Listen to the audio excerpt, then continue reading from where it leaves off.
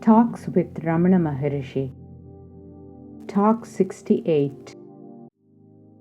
A well-known professor with a peaceful look, practicing yoga or meditation, has had some occult experiences and desires the mystery to be unraveled by the master. He finds self-realization hard to attain and requires the master's help. His question was as follows. The Upanishadic method of meditation has now disappeared.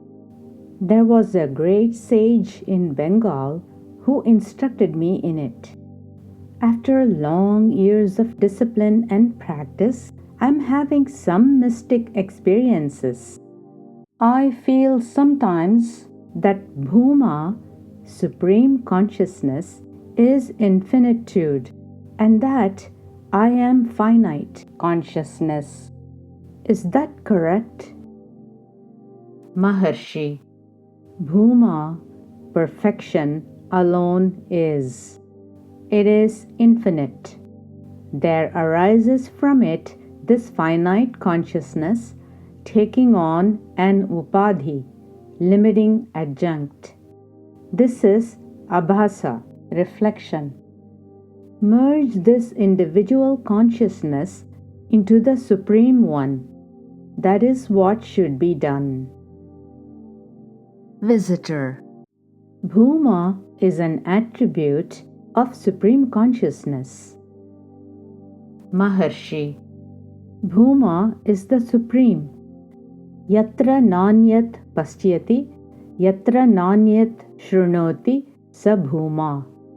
Where one does not see any other, hears nothing, it is perfection.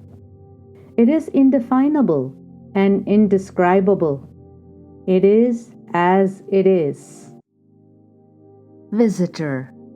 There is a vastness experienced. Probably it's just below Bhuma, but close to it. Am I right? Maharshi. Bhuma alone is, nothing else. It is the mind which says all this. Visitor. Transcending the mind, I feel the vastness. Maharshi. Yes, yes.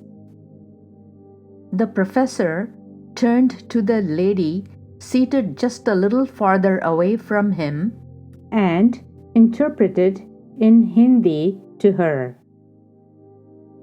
The lady devotee. What is the difference between meditation and distraction? Maharshi. No difference. When there are thoughts, it is distraction. When there are no thoughts, it is meditation. However, meditation is only practice, as distinguished from the real state of peace. Visitor. How to practice meditation? Maharshi. Keep off thoughts.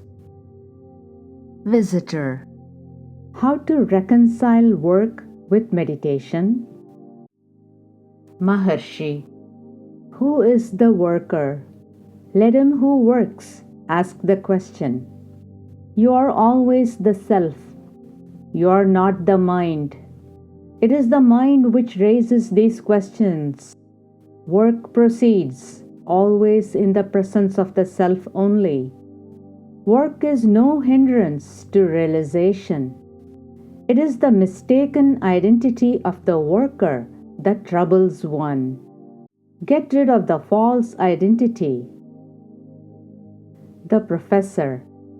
Is not the state of non-consciousness close to infinite consciousness? Maharshi. Consciousness alone remains and nothing more. Visitor. Sri Bhagavan's silence is itself a powerful force.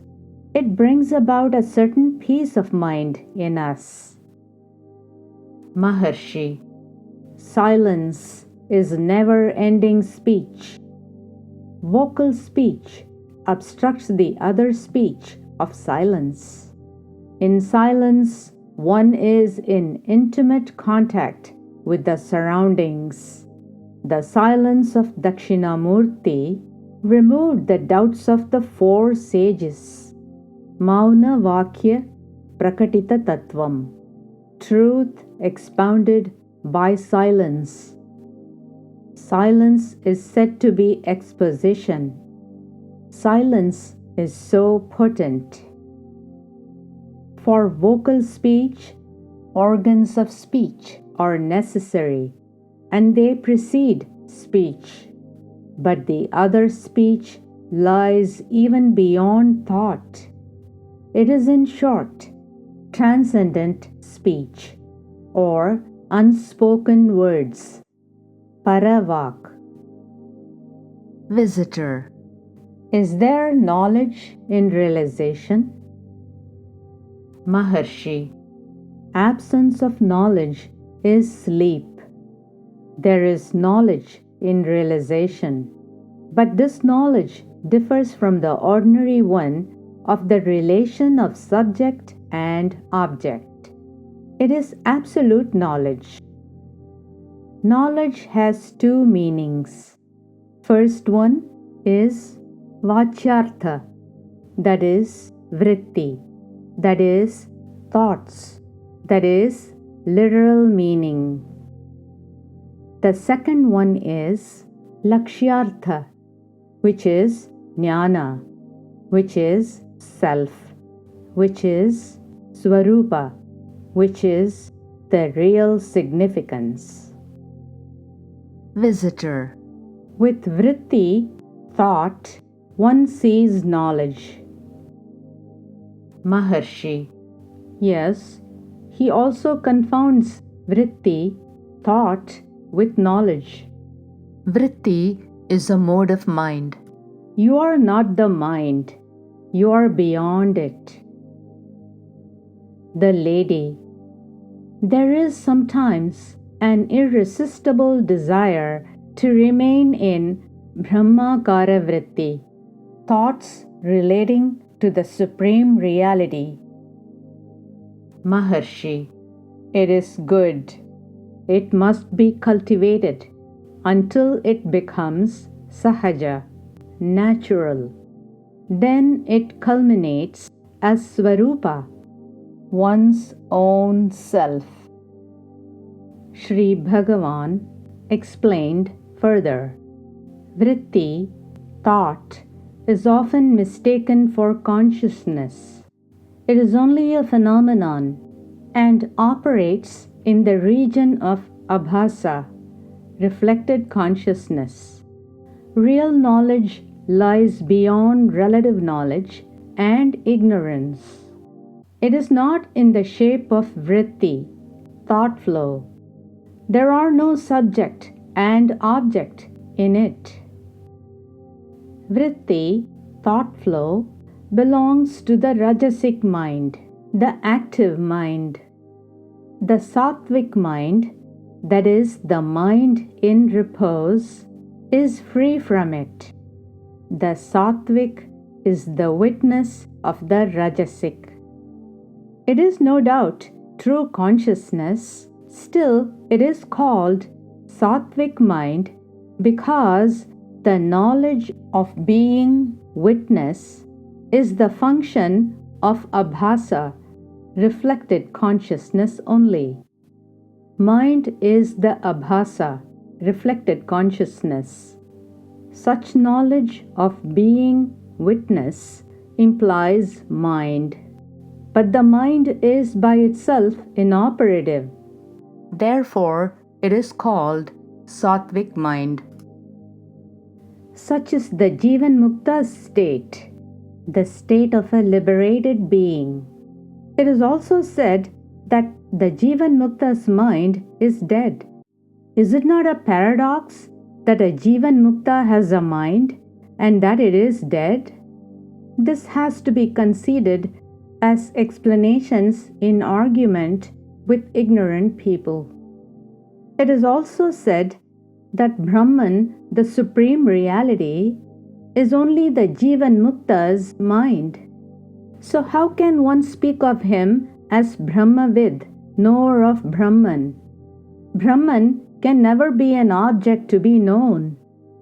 This is, however, in accordance with common parlance. Satvic mind is surmised of the Jivan Mukta and of Ishvara, the liberated being and God. Otherwise, they argue, how does the Jivan Mukta live and act? Again, the Satvic mind has to be admitted as a concession to this argument. The Satvic mind is in fact the absolute consciousness, the object to be witnessed and the witness finally merge together, and absolute consciousness alone reigns supreme. It is not a state of sunya, blankness, or ignorance. It is the Swarupa, real self. Some say that mind arises from consciousness followed by reflection, abhasa. Others say that the reflection, abhasa, arises first, followed by the mind. In fact, both are simultaneous. The professor asked Sri Bhagavan to extend his grace to him, although he would soon be 1,000 miles away. Sri Bhagavan said that time and space are only concepts of mind, but Swarupa, the real self, lies beyond mind, time, and space. Distance does not count in the self. The lady with the professor was most reluctant to leave the master and return home. The master said, "Think that you're always in my presence. That will make you feel right."